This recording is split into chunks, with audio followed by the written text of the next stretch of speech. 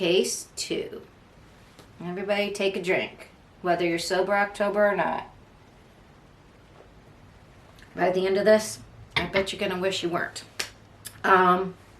This is the case of Quinton Simon. This is near where the Murdoch case, Alec Murdoch of South Cackalack in Hampton County. This is in the neighboring county of Chatham. I said that all wrong. Chatham County, Georgia, near Savannah.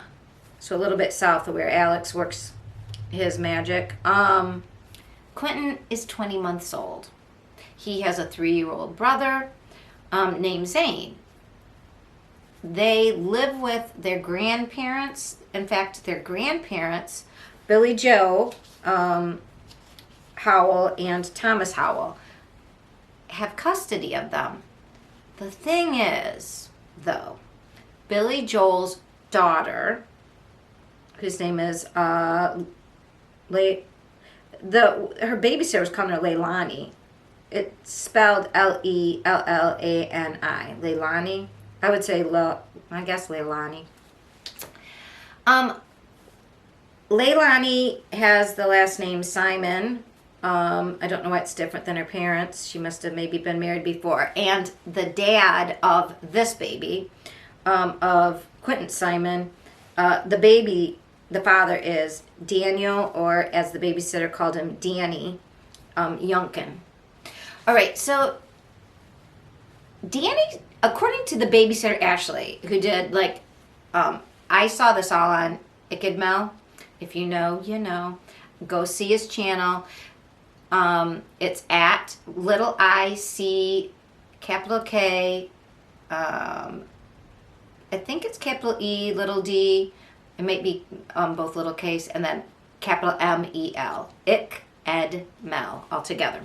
He has a YouTube channel. He has, he's on Twitter. He's on he's on every platform.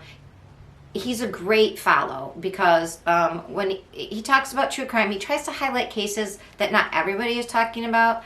And he's just, people call in. He's very personable. He's also very respectful. There was a recent case that we're going to do an update on where people started jumping on like the teenage friends of the victim and really went after them on social media and sort of stalked them and were harassing them, saying they somehow were involved, which turns out not to be the case.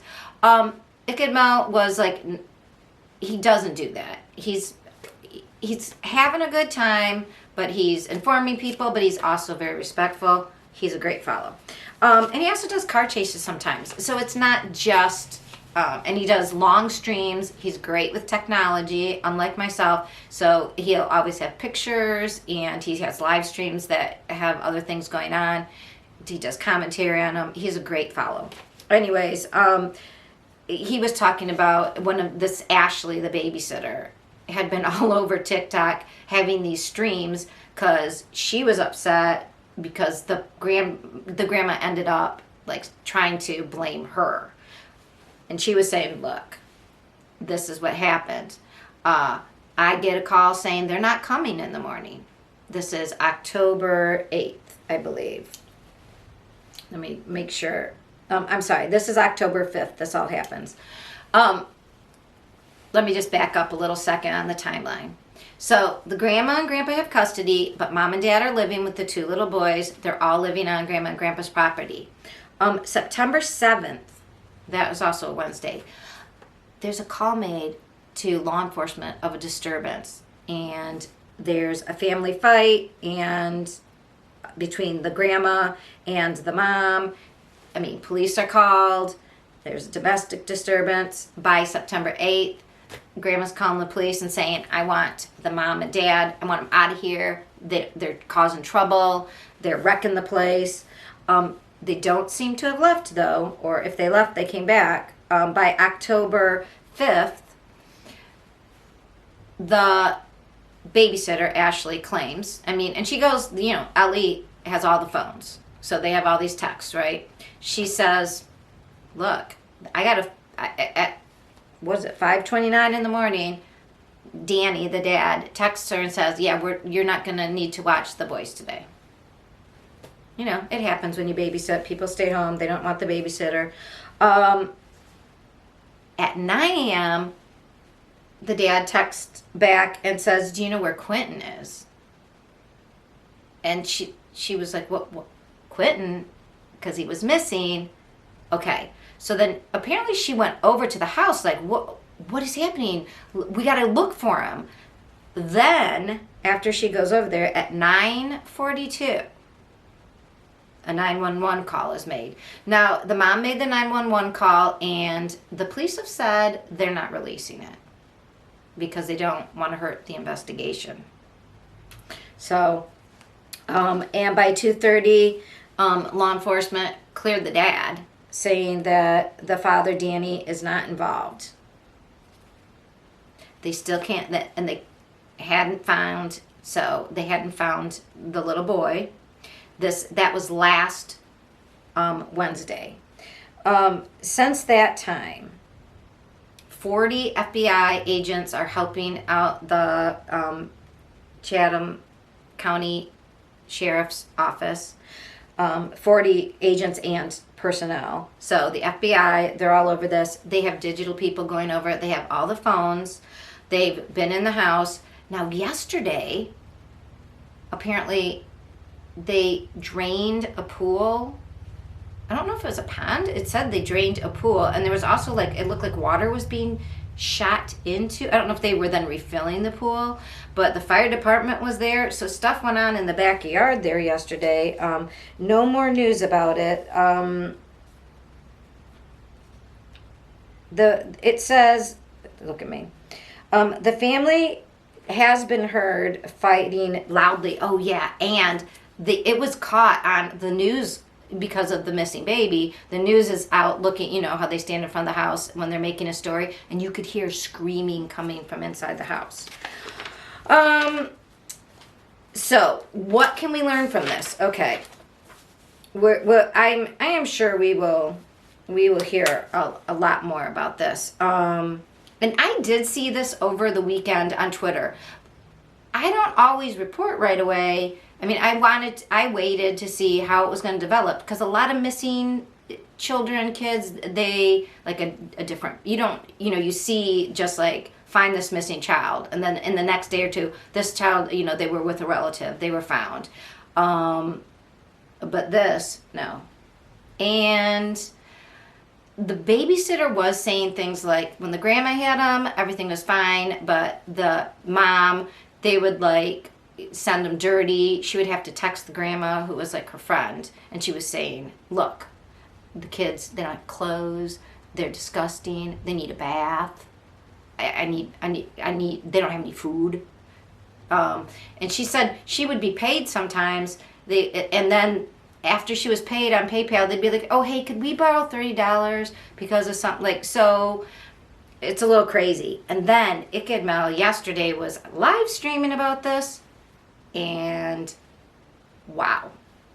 The family's criminal record came up, and the grandma has a huge record. It's kind of scary for lots of things since the 90s in Florida, and then we don't even know about Georgia. He was just looking. I mean, possession, grand larceny, fraud, a bunch of things about driving.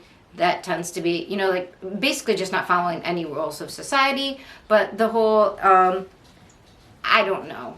So the grandma, I guess, accused the babysitter, you have my grandkid, and she was like, they didn't even come over today, and I'm over here looking, and what are you even talking about? So looking into the family background, and then the brother, who Quinton is named after, murder when he was 19. Just, there's a lot of inability to keep oneself under control, it seems like. So I don't know, did somebody get mad at the baby? Did the baby wander off? The other thing that I think, so what can we learn? I was trying to remember a local case, and it must have happened before there was all the the internet coverage of news, but I know a grandmother had custody of her daughter's child, and the daughter came over and she was letting the daughter still be with the child, and the child died. So I was trying to look that up. You would not believe there was like 19 cases in Dayton, Ohio of children given back to birth parents and then unalived. And I'm like, whoa. That's what we can learn. If you can't, have custody of your kid, usually you've had a couple chances before that happens. That doesn't happen very easily. I don't know. And if they give the custody to the grandparents have to keep the kid away from the person they were taken away from, or at least supervise very closely visits, because this seems to be a common happening. So what can we learn from this? If you get custody of a child, you are in charge. Do not give that child back to the person that they were taken away from. It tends to somehow always be a grandparent with, especially grandma with a daughter. Like, they want to do right by everybody. I don't know, and they're probably a little bit tired because 2-year-olds are it's a handful, right? Anyways, the babysitter was saying this child, Quinton, she called him Monkey, which Mel also remembered. Isn't that what Michael Vaughn's nickname was? Yeah, a lot of little boys, very active. They're so cute, they're little monkeys. Yeah, so now we have another little monkey going missing. And it's been a week now. The worst, the best of this worst thing is, did she sell the baby? That would be the best case for the baby.